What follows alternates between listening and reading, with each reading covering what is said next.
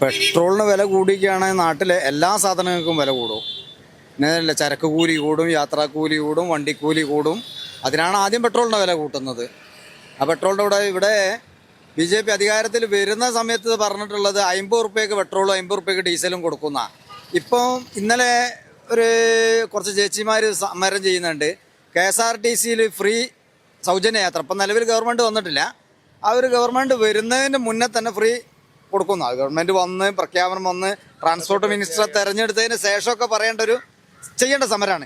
ഇവരൊരു കാര്യം ചെയ്യട്ടെ, ഈ 50 രൂപക്ക് പെട്രോൾ കൊടുക്കും എന്ന് പറഞ്ഞ ആളുകൾ ഈ 50 റുപ്യക്ക് പെട്രോൾ കൊടുക്കാനുള്ള ഒരു സംവിധാനം ചെയ്തു തരിക എന്നുള്ളതാണ് നമുക്ക് പറയാനുള്ളത്. എല്ലാ രാജ്യത്തും കൂടിയിട്ടുണ്ടോ ഉള്ളത് എനിക്കറിയില്ല. ഞാൻ കാരണം അന്താരാഷ്ട്ര വിപണനല്ല, അന്താരാഷ്ട്ര വിപണി നോക്കലുമില്ല. നമ്മൾക്ക് എന്താ നോക്കുന്നത്, നമ്മളെ നാട്ടിൽ പെട്രോളിന് വില കൂടുന്നുണ്ടോ കുറഞ്ഞിട്ടുണ്ടോ എന്ന്. ഈ പണ്ട് ബാരലിന് 140 ഉള്ള സമയത്ത് മൻമോഹൻ സിംഗ് ഭരിക്കുമ്പോൾ പെട്രോളിന് 60 റുപ്യ ഉള്ളതിന് ഇപ്പം ബാരലിന് എത്രയാണ്? 90 ആ റേഞ്ചല്ലേ, 100 രൂപയുടെ. അപ്പൊ അങ്ങനെയാണ് ഇവിടെ 150 റുപ്യ 100 റുപ്യ. യുദ്ധത്തിന്റെ അതൊക്കെ കാരണം പറച്ചില്ല. ഇറാനിൽ നിന്ന് വരെ എണ്ണ എടുക്കുന്നൊന്നുമില്ലല്ലോ.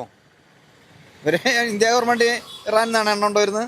ഇറാനിൽ നിന്ന് കൊണ്ടുവരുന്ന എണ്ണയാണെങ്കിൽ നമുക്ക് അങ്ങനെ പറയുന്നത്. പിന്നെ ഹോർമൂസ് കടലിടുക്കിന്റെ പ്രശ്നങ്ങളൊക്കെയാണ് പറയുന്നത്. അതൊന്നും ഇവിടുത്തെ സാധാരണക്കാരനെ ബാധിക്കുന്ന പ്രശ്നമല്ല. സാധാരണക്കാരനെ നേരിട്ട് ബാധിക്കുന്ന പ്രശ്നം എന്താ?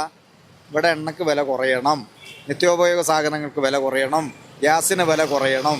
ഗ്യാസിന് കേന്ദ്ര ഗവൺമെന്റ് അധികാരത്തിൽ വരുമ്പോൾ എത്രയാണ് പൈസ? 400 റുപ്യയാണ്. ഇപ്പം 1000 റുപ്യയാണ് വില.